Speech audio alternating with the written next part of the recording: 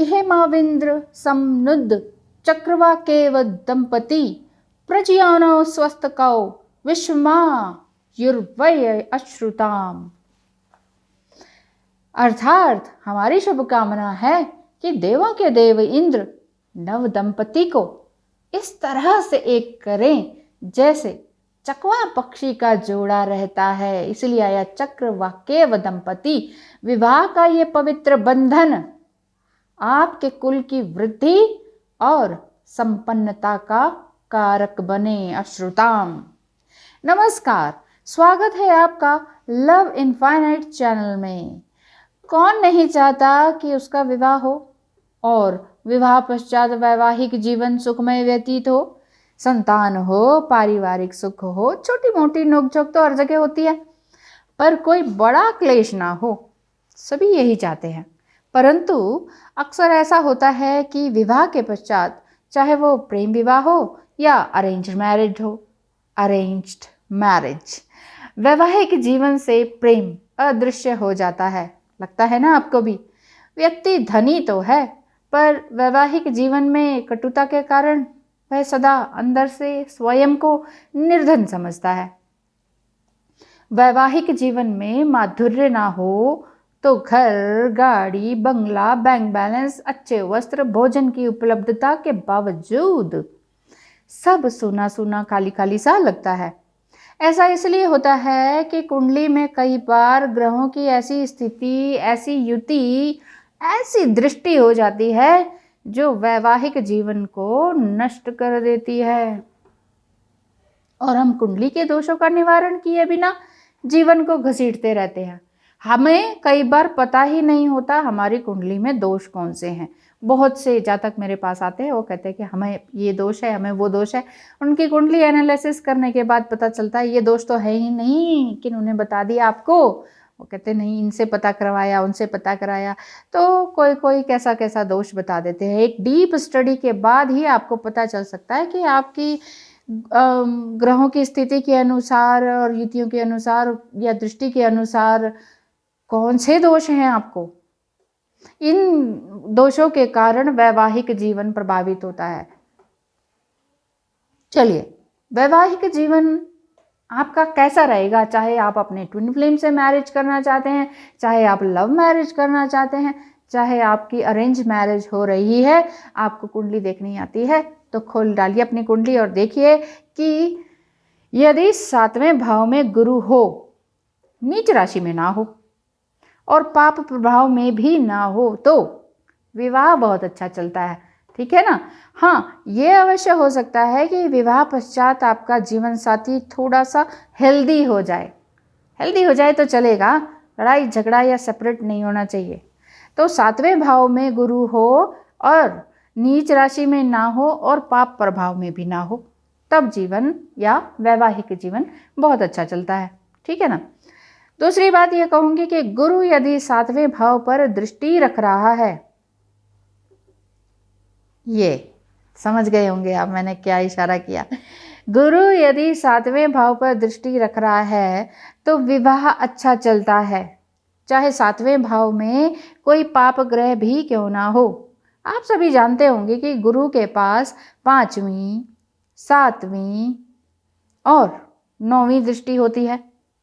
अतः यदि कुंडली में गुरु पहले, तीसरे या 11वें भाव में हो तो वैवाहिक जीवन में कोई बड़ी परेशानी नहीं होती है।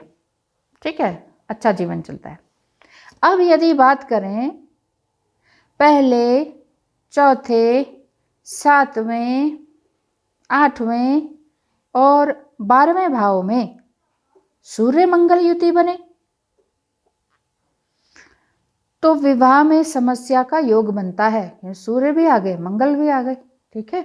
तो इसमें विवाह में समस्या बनती है। ऐसे में सूर्य मंगल का जाप करवाना चाहिए आपको, और किसी भी अच्छे ज्योतिष से सलाह मशवरा ज़रूर करनी चाहिए। अपनी कुंडली के अनुसार आपको भाग्य रत्न, जीवन रत्न या पुण्य रत्न धारण करना चाहिए।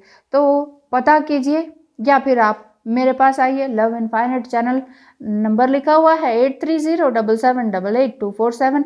टेक्स्ट मैसेज कीजिए कि आपको आपकी लाइफ के बारे में क्या जानना है, एग्जैक्टली जो जानना है उसी हिसाब से आपको फीस बता दी जाएगी। ठीक है, बाकी पैकेजेस अलग हैं, जैसे डिटेल कुंडली एनालिसिस और ट्विन फ्लेम कंफर्मेशन एनालिसिस, ये अलग अलग चीज़ हैं, लेकिन सब कुछ ठीक है। एक आध क्वेश्चन है तो उसके लिए आप कौन सा क्वेश्चन है, फिर मैं आपका क्वेश्चन कितना डीप है उस हिसाब से मैं आपको फीस वगैरह बताऊंगी। अब चलिए बात करते हैं वैवाहिक जीवन को कंटिन्यू करने के लिए कि आपका जीवन कैसा रहेगा वैवाहिक। यदि अष्टम भाव में मंगल राहु युति बन रही हो तो बहुत अधिक समस्या हो जाएगी, मंगल भी और राहु भी। विशेष रूप से पति पत्नी के स्वास्थ्य पर विपरीत प्रभाव पड़ता है जब मंगल राहु युति बन रही हो अष्टम भाव में। फिर तो स्वास्थ्य या फिजिकल हेल्थ जो है ना तकलीफ में आ जाती है। यदि सातवें भाव में मेष या सिंह राशि हो, सातवें भाव में मेष या सिंह राशि हो और सूर्य सप्तम भाव में विराजमान हो, सूर्य आपका कहाँ हो जाए, सप्तम भाव में इधर आ जाए, तो शादी में व्यवधान हो जाता है। शादी में नौकरी संबंधी परेशानी नहीं आती है, वैसे ही व्यवधान जैसे कि मेंटल प्रॉब्लम, इस तरह की बात आ जाती है। और जीवन साथी को, आपके जीवन साथी को नौकरी संबंधी परेशानी आपको नहीं होती है। चलिए बात करते हैं, यदि सातवें भाव में राहु, केतु, शनि, मंगल, सूर्य, इनमें से एक या अधिक ग्रह हो तो शादी में व्यवधान आता है, यानी कि कोई ना कोई प्रॉब्लम आ जाएगी, ऑब्स्टिकल आ जाएंगे, हो रही है नहीं हो रही है, हो रही है नहीं हो रही है, इस तरह से हो जाएगा। और हो जाएगी तो दाम्पत्य जीवन खराब हो जाता है। जी हाँ, मैरिड लाइफ, दाम्पत्य जीवन अच्छा नहीं चलता है अगर राहु, केतु, शनि, मंगल और सूर्य या इनमें से कोई एक ग्रह आ जाएं तो। हाँ, यदि इनके अंश यानी डिग्री कम हो तो विशेष प्रभाव नहीं होता है। इसीलिए कोई भी ज्योतिष आपको कहते हैं ये ग्रह है वो ग्रह है, डरा दें धमका दें किसी भी तरीके से और आपसे, फिर है ना, तो फिर आप उनके चक्कर में ना पड़े। पहले आप ये भी देखें, उनसे पूछ लीजिए कौन से अंश पर है, कौन सी डिग्री है, पाप ग्रह है कि नहीं है, नीच में राशि में है कि नहीं है, ये सारी चीज़ें पता करनी होती है। ऐसे ही ग्रह हो गया, इसको देखकर नहीं पता किया जा सकता। इसीलिए डीप स्टडी होती है, इसीलिए मैं टाइम लेती हूँ, इसीलिए इस तरह से काम चलता है।